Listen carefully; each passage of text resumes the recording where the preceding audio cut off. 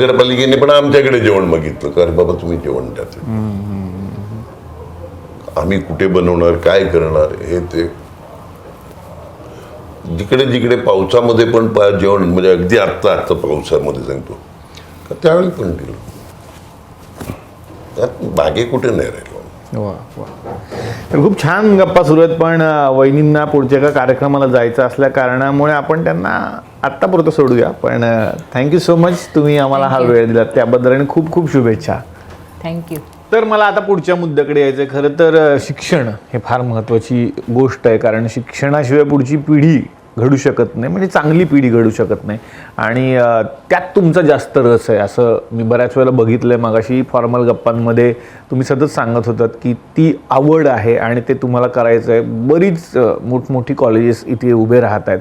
आपण जिथे बसलो आहे ही पण एक कॉलेजचीच इमारत आहे, त्या आपण सभागृहात बसलो आहे.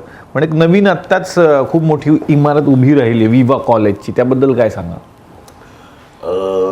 कसं आहे, मी शिक्षणामध्ये आला तो पण ॲक्सिडेंटली. आमदार नसताना एक शिक्षण अधिकारी मला अगदी अरे तुरे बोलत, तर अरे तुझ्यासारख्या पुराणी शाळा केली पाहिजे. तर मी हसलो. तो म्हणतो हसू नको, मी पाठवतो, चलन भरून पाठव. मी आपलं सहज भरलं,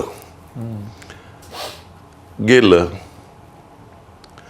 आलं 10 जुलैला माझ्या लग्नाच्या वाढदिवसानिमित्त, त्यामुळे तारीख पण लक्षात आहे.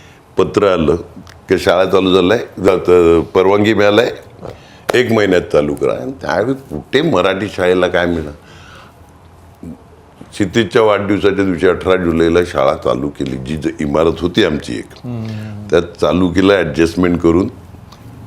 त्यानंतर आमदार झालो. आमदार झाल्यावर 35 मुलं